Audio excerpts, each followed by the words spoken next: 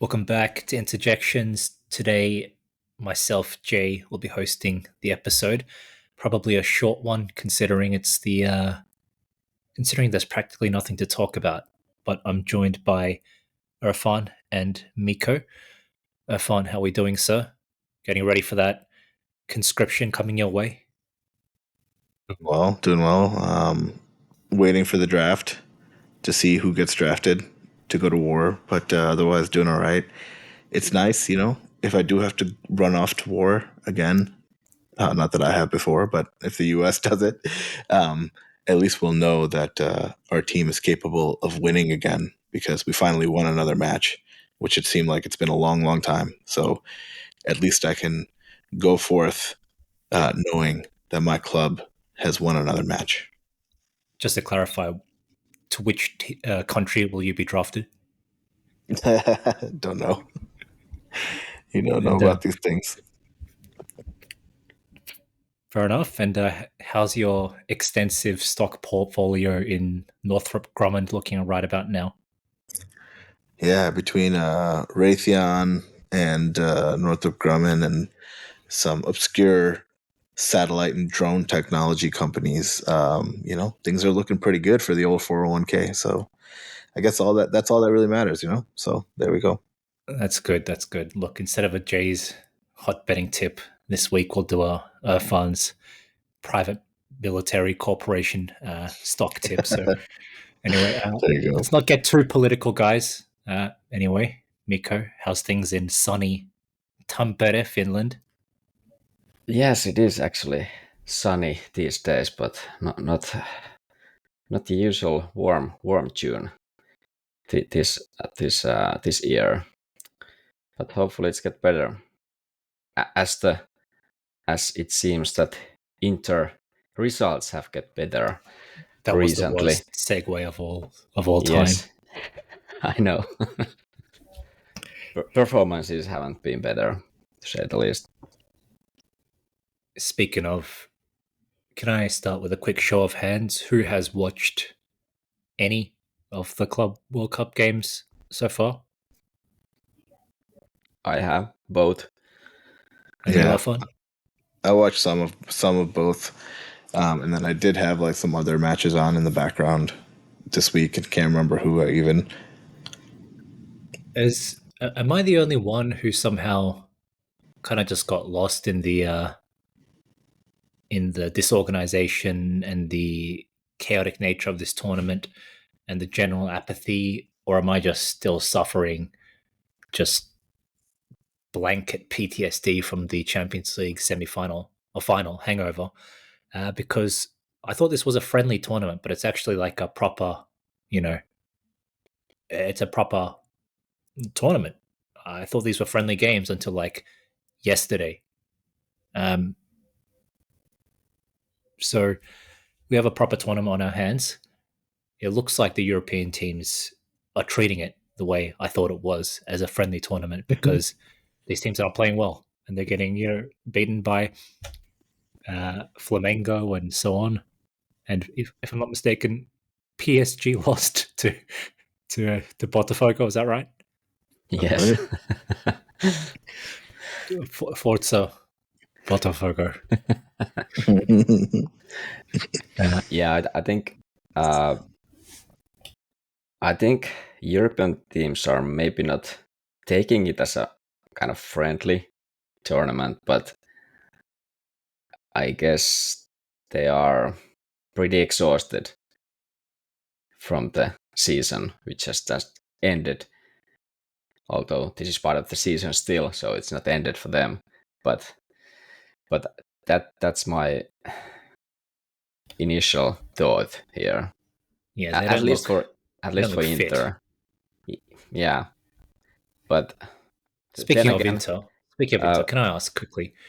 yeah, Okay, so I don't think we were able to recap the Monterrey game in between our last episode, so we won't recap both games. But if we kind of combine both performances into one analysis, and with a bigger focus on Urawa Reds, what's your take been so far on our performance at this Club World Cup?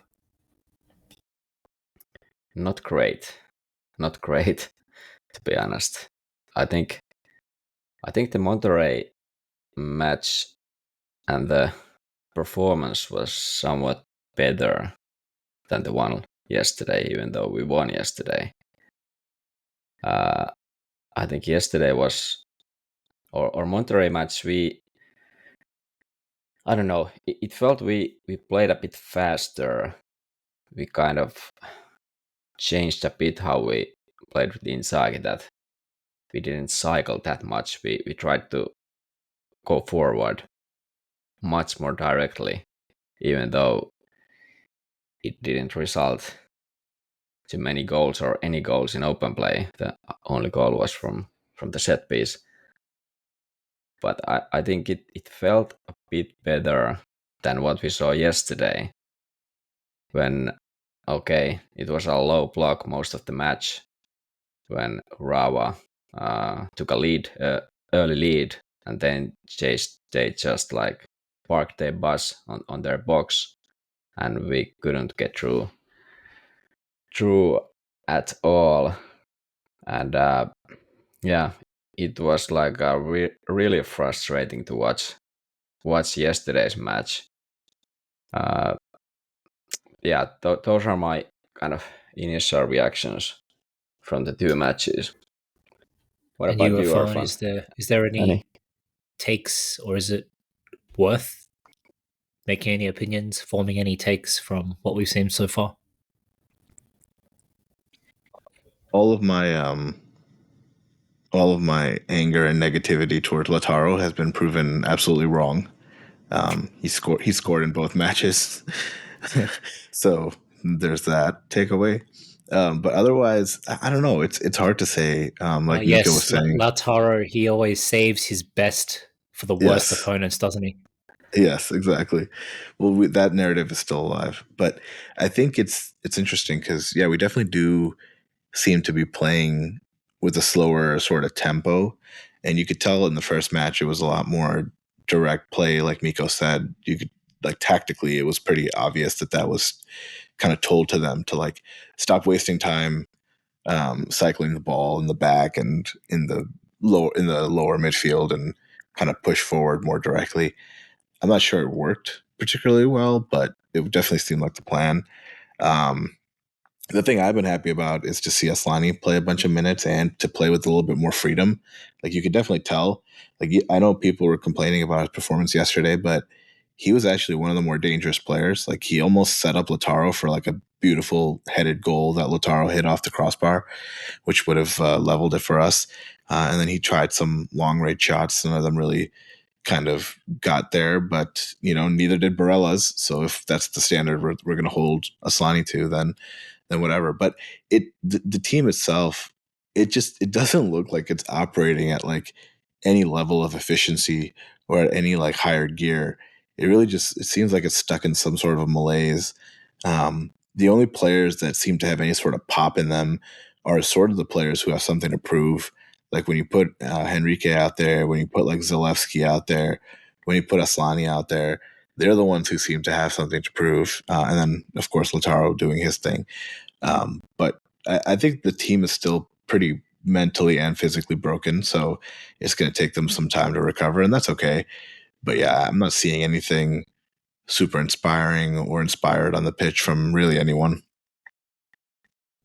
Yeah, I will agree with what you're saying. By and large, it's not only is it a difficult tournament to judge because of the fact that it's kind of in our pre, or I mean, what do you even call this period? Is it like a proper preseason, or is it like some extended postseason? You know what I mean? Even that in itself is adding a layer of difficulty to this. But regardless, you've got this complete like off-season vibe about it, where it feels like a preseason friendly tournament, like the ISS Cup, like the International Superstar Soccer Cup, or whatever that shit was. Uh, and then obviously you've got a complete lack of care among the players and teams in general, and the fans as well. I mean, we won't dwell too much on this, but everyone, I think, would agree that this Club World Cup has been an organizational disaster. They've got games being played in the middle of the day when it's like 31 degrees Celsius and in the middle of a working weekday. This isn't Europe where 40% of the people are unemployed. This is the United States of America where everyone is, hard at work at Northrop Grumman. And, so the stadiums are like 20% full. You know what I mean? So, what a fucking disaster, right? Like, what a fucking disaster. I mean, Aurora Weds, I'll give it to them. They brought it, right? They had like their full, somehow. I didn't know there was like a large Japanese contingent in wherever that game yesterday was played, but they came out in full force. But otherwise, the other games I've seen, it looks like no fans of neither team really give a shit. And in addition to that apathetic environment, for us in particular, you've got obviously a brand new coach and a brand new system. I won't say brand new, but we're rebuilding from what seems like scratch because our coach is obviously a complete novice, and time will tell whether he's going to be able to kind of use Inzaghi's platform or whether he's going to scrap it and kind of establish his own thing. But the early signs are that I don't even think he knows himself, man. I really don't. Thoughts on Kivu so far? Yeah, it's a tough place for him. I think what he's been like officially Inter manager for a week and a half, and I think was it Bastoni or who was it who mentioned after yesterday's match that, well, as a coach you can't like bring too much new things on the table when it's like, so there's been no preseason, there's not enough training, there's these matches coming and you need to kind of play the matches. You cannot bring in new things and expect them to work when you have like few training sessions behind. And I don't know, it's hard to kind of judge him one way or another, but what I liked is what was mentioned about the more direct play, that you bring something, some little new thing to the game and try that. And I think yesterday we kind of went back to the old way, but maybe it was because of the opponent and the result. So that Urawa was indeed just laying back in their own half, but still, I don't know. It's hard to judge at this point. I wouldn't make any kind of judgments or praises regarding the coaching at this point. Other than I'm happy he is kind of trusting or giving playing time to the youngsters. Although I guess that's out of necessity because we have like, I don't know how many players we have like not selectable at all. There are like at least 5, probably more, like normal first team players who would be playing, but they are not available. So we are seeing Pio Esposito, we are seeing Carboni, Sucic, of course, Sepa Esposito. So it's kind of nice to see them play, and they are given kind of some kind of trust from the coach that, okay, go out there and show what you got. So in a sense, I like it, but can't really say one way or another about any tactical things. He does seem a lot more like stoic on the sidelines. Like even when we score, or even when things aren't going that well, he doesn't seem to get too animated. Very much unlike Inzaghi, who'd be running up and down the sideline and stuff like that. So he seems a lot more stoic. I do think, yeah, he's interested in kind of figuring out what he's working with. So he's giving some of the youth a chance. like Miko said, I'm sure he would love to play like, Dumfries and some of the other starters, Hakan, but he just can't right now. Um, but I think the bigger concern for me is that I'm just trying to figure out, and again, I think it's hard to say because we don't know how seriously the team's taking this tournament, but I still see like, DeMarco seems very out of form. Barella seems very out of form. It's just, I don't know. Thuram, like, luckily they said he was injured because after his first game, I was like, I don't know what's wrong with this guy. He just seems completely broken. So it's going to be very interesting to see how this team, especially the veterans, kind of rebound after what happened in the Champions League. And it's some of part of me is like, they're professionals, they have short memories, they have to. And then another part of me is like, they just went through something that was like fairly traumatic. So I don't know. It's just going to be interesting to see if that kind of lingers on. And I think this tournament, unfortunately, can't really help us figure out if they're over it or not because it's just too bizarre and unique of a situation. Yeah, and it's too close to what happened. Like there wasn't like there wasn't any vacation between the final and we almost what was maybe a week and we left for this tournament and Does it seem we does it seem we like did. to you that the players care though? Like when you, when you see them playing, and like you could answer that for like I guess some of the other major clubs too if you've watched anyone else play. Like forget about the results, like PSG losing to Botafogo, Chelsea losing. But like, does it seem to you like when the players are on the pitch that they actually care about this tournament? I don't know. I can't tell. I think they care. I think I mean that they are at least fighting when we were chasing the result yesterday. Like it wasn't like whatever to them. I feel I feel that they care, but it might seem that it's not enough just to care. You need to kind of produce something. And yesterday it didn't look too good in general Yeah, level. yeah, that's fair. I mean, I think there's a necessary bare minimum that they put in, uh, and the knowledge that they should beat some of these teams, especially Urawa Reds, right? So, that coupled with the enthusiasm of some of the younger guys, I think that's enough to overcome this tier of opponent. And and we saw exactly that. It was Carboni that scored the winning goal, and I think Sucic was involved as well. I think he took the shot which got deflected, and Carboni slotted away the rebound.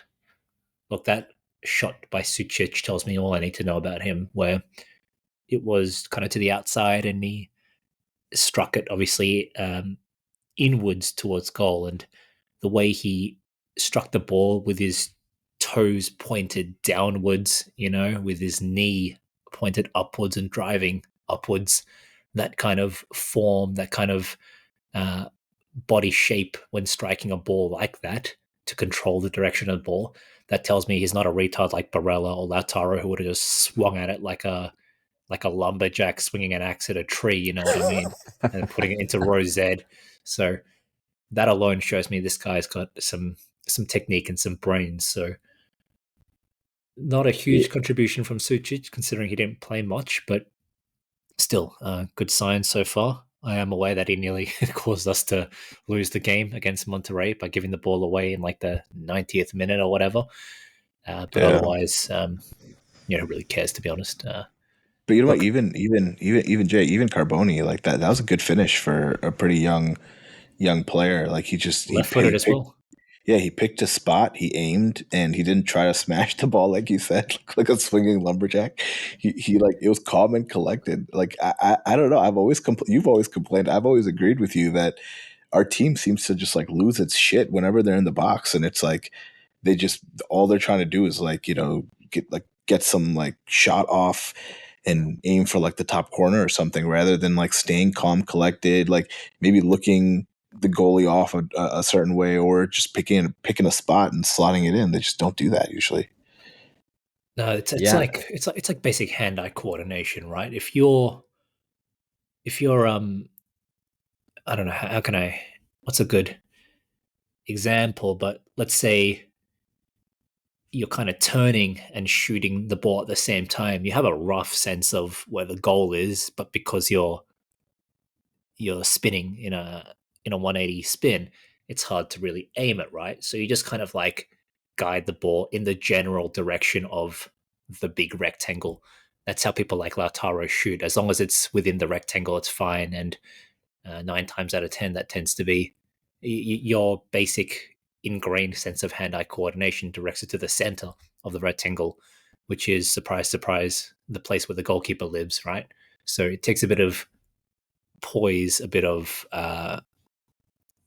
calmness to stop and aim for one side of the goalkeeper or to the corner, as you're saying. But we have not seen that from our lead striker, regrettably. So, but yeah, it's nice to see some articulate finishing from Carboni, even if it was a tiny bit scuffed with his right foot. But whatever, man. But yeah, I think it was nice to see, like you guys said, that at that moment, like it was it 92 minutes, and you're the young kid, uh, you are trying to find the winner, and you are there just placing the ball with your weaker foot, like you said, not just smashing it like all over the place, but just put it there. There wasn't like a super large angle to put it in, but just enough for that shot. So I really liked, and I liked his performance in a sense that his shots, he took a 2 shots outside of box. They weren't like good ones, but still the kind of attitude that, okay, I'm going to, I want to be the one who decides this match, or get the result for us, and not afraid of kind of doing those decisions at that age. And he has a good left footer anyway, so why not try it? I kind of like his character, and this kind of certain, I don't know, this kind of personality that he wants to be there and wants to wants to win games. And I would love to see him play more. I don't know, can he, when our guys are coming back, and hopefully we go to the next stage against Riplate. But yeah, would love to see him play more, and I would love to at least keep him for the upcoming preseason and friendlies maybe at the start of the season. But let's see what the transfer market brings us. Quick tangent. Thoughts on the new home jersey or new home and away jerseys, which we've both debuted at this Club World Cup? I have two kind of opinions. I hate it. I hate it, or I dislike it as the first jersey. I don't mind if it was third jersey. It could be pretty nice. I don't like, many people say they don't like this turquoise color at all, or at all. I like it personally. Yeah, it's fine for me, but the design as a first jersey for us, no, no, not this way. But this is what Nike seems to be doing for us for years now. But I would love to have like a normal Inter first kit for once. But we need to Personally, I wait don't that. mind it. I think it's I don't mind the stripe pattern, the design. I think it's actually kind of interesting. And ironically, the one jersey that I've bought in the last few years is actually the jersey from our Scudetto season under Conte, the fucking zigzag one, which I started off really hating. Like I really hated that one, but then the shade of blue just kind of really uh, won me over after a while. But this one, this home jersey, I think is probably the might be the next best since then for me.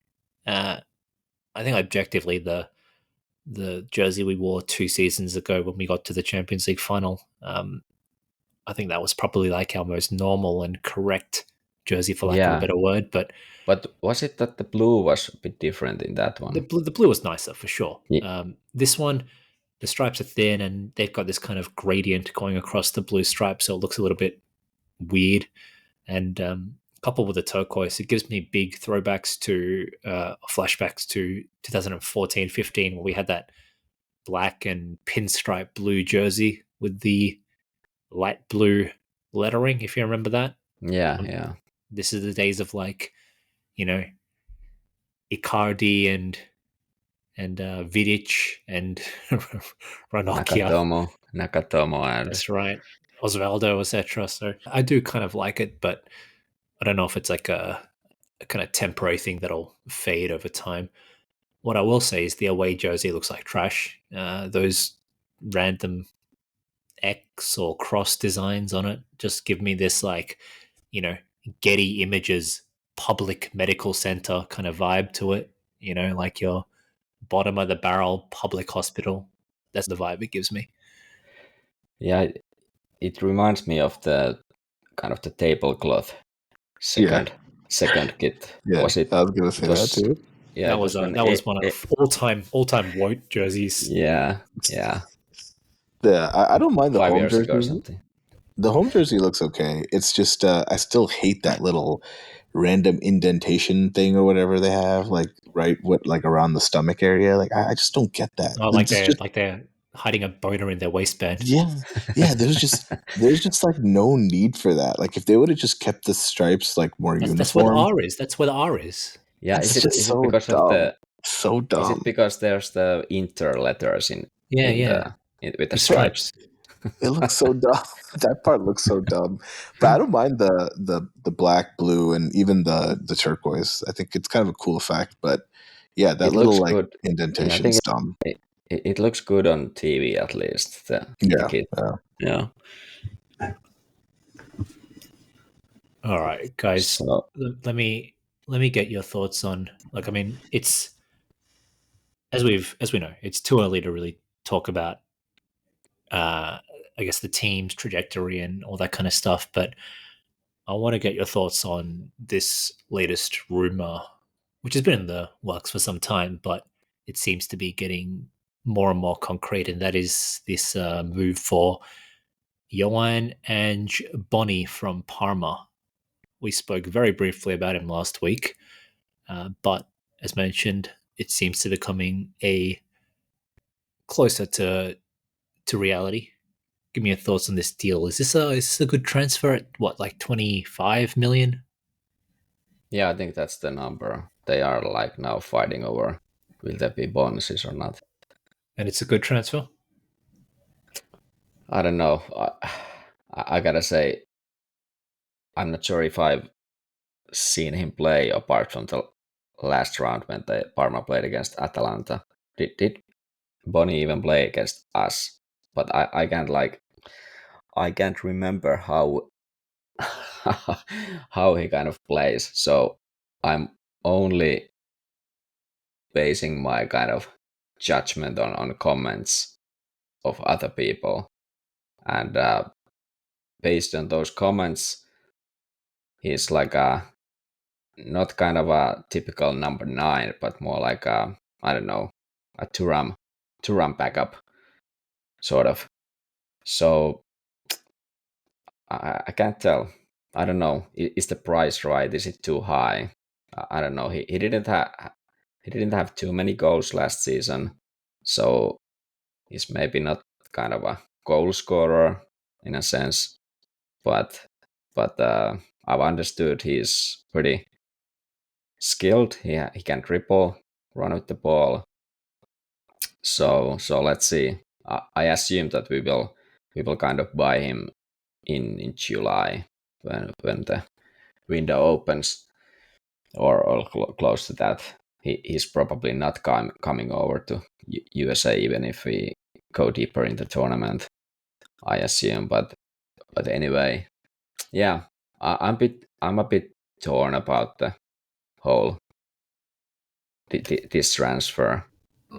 Before I Yeah, ask a fun, I'll just give my 2 cents, and that is, that it just feels like, there's a time and place for everything. I'm a big proponent of having these younger guys, especially this kind of profile like Bonnie, who's fast, got some technical skill. He can dribble a little bit, and he can score some nice goals, as evidenced by his modest collection of goals for Parma last season. But it would be great to have him as like a fourth option if you have like a genuine third option.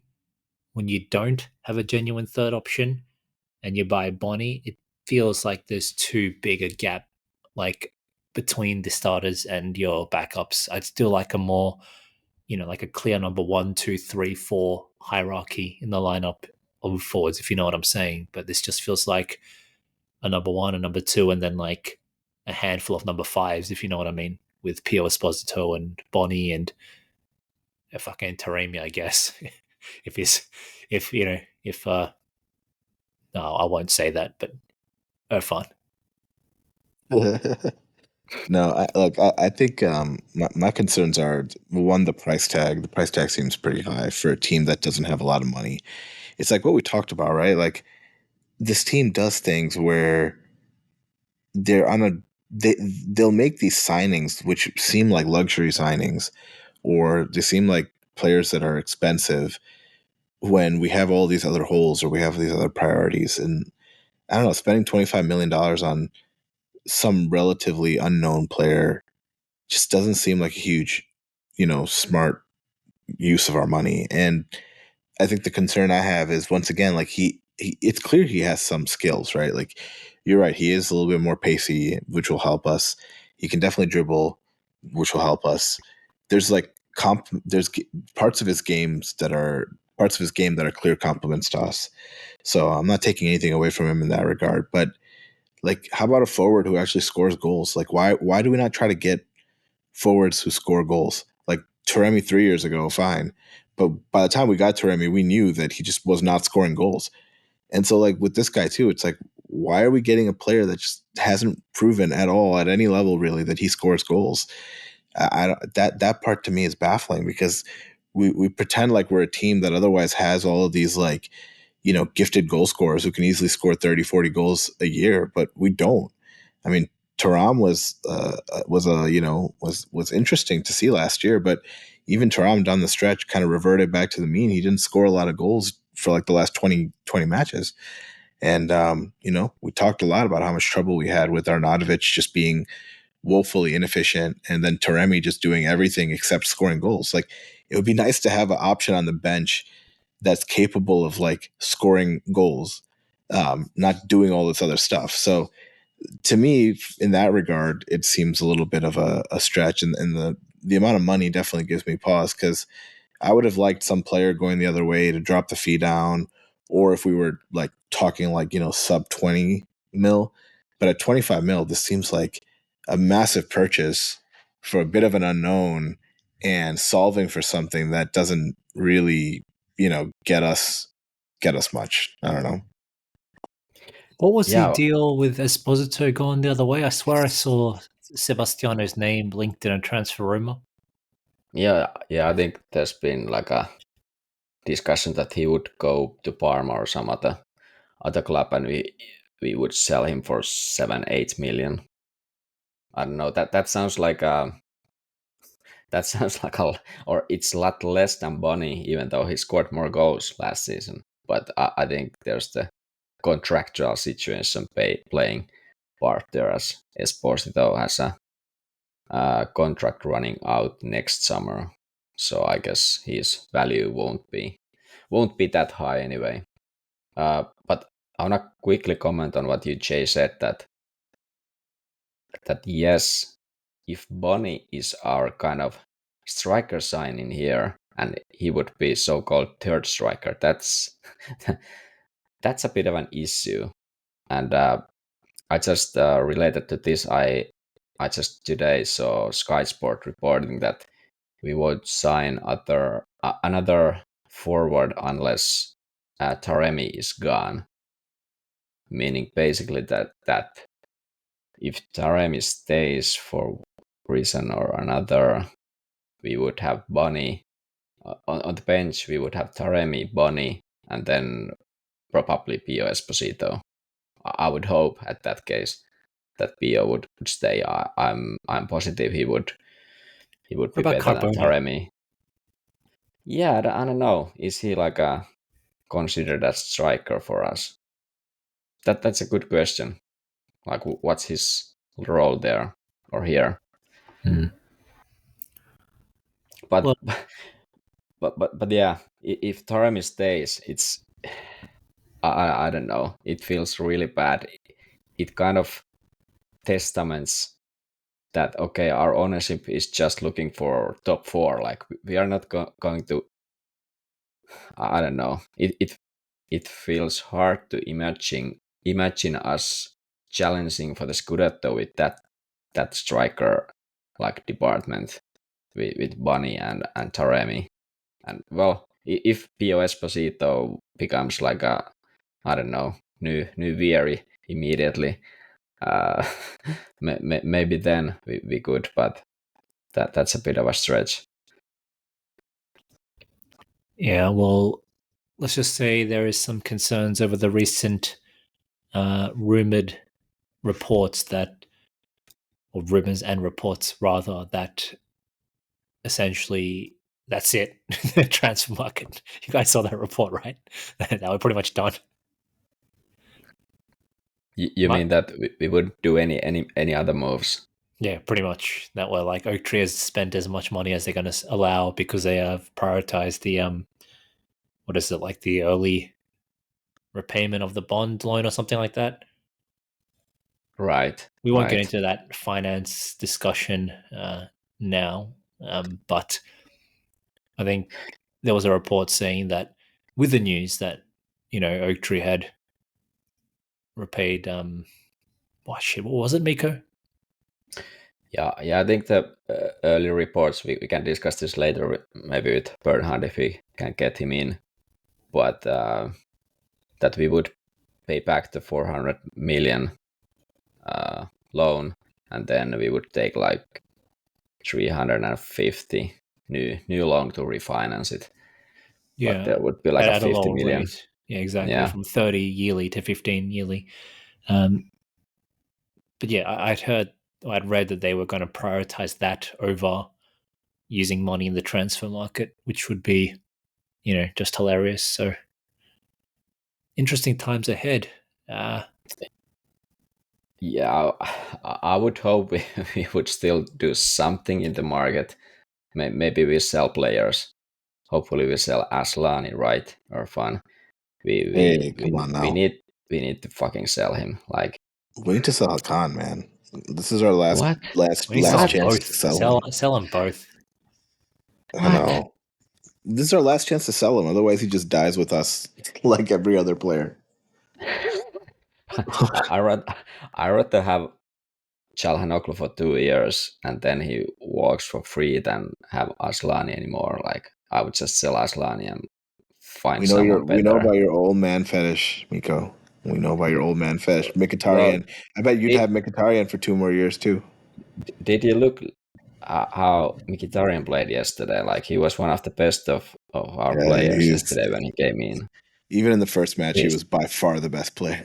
It's not even close. Like he's so much he's better than everybody else out there on our team. It's unbelievable. But you can't yeah play him. You can't play him 90 minutes. Twice a week. For God's sake. yeah that's why we have Zalewski there. Yeah, there you go. By the way, is Zelensky alive? Our Zelensky? Does Zelensky we care Yeah. about? Is he alive? Does he play? Is he ever going to play? He played like what 5 matches last year. That was a nice move, huh? Would have been nice to get some midfield help. Yeah, What a yeah. bomb! He's again. He's like not available when we need him. He Like, wasn't grateful enough. Did he say thanks? Did he say thanks to us? He didn't say thank you to Inzaghi, and that's why I didn't play. Yeah, that must have been it. All right, look, let's leave it here for today. I mean, Yep. there's when's the next game for the Club World Cup? Is it like Tuesday or Thursday, Wednesday? I think it's Wednesday. I don't know. clearly no one really cares that much. Yeah. But we'll It's we'll on see, Thursday. we'll see when we the- get there. I cannot remember who it's actually against. River. River Plate. Our River Plate is that Yeah, Master Mastantuono. Yeah, yeah. Is Yeah. that guy still there, or has he moved to Real Madrid already? Well, he kind of moved, but he officially moves like after this tournament or Oh, so in he's July. playing in So the tournament. yeah, he's there. Oh, great! I can't wait for us to make a Desiree Doué out of him as well. Come on. All A right. draw is enough. You love the All right. calculations, so you know the All we right. can draw the match and we will go through. That's enough. So Okay, I that's think precisely what we need. Our 63rd and 64th match of the season. yeah. I literally just read a James Horncastle article saying that we could play up to 66 matches this season if we get to the final of the Club World Cup, which is just disgusting to think about. So, you know what though, that kind of reminds me, like there's this one South Park episode way back in the day about baseball, and the funny thing is that like all the parents are like getting into fights and cheering for their kids in the stands, but on the field, all the boys on both teams just want to lose because they don't want to play anymore and they don't want to advance, and like they don't want to like play in the playoffs or go to the final or anything. So like the whole time, like it's like a juxtaposition of like the parents being like super passionate and like cheering on the kids and getting into fights, but all the kids on the field are just like talking about how much they hate it and how they don't want to play anymore and they're trying to purposely lose. And I kind of feel like that's very similar to probably what's going on the pitch. Like Barella is like probably looking at Bastoni and being like, man, I need a vacation. Like, what the hell? Like, let's get out of here. We're stuck in some third world shithole playing some tournament that doesn't matter. Let's leave. Come on. What's your language, all right? Let's leave it there before this becomes politically heated and sensitive. So, Nico, will you sign us off? Forza Inter. That's right, Forza Lockheed Martin. Have a good day. See ya.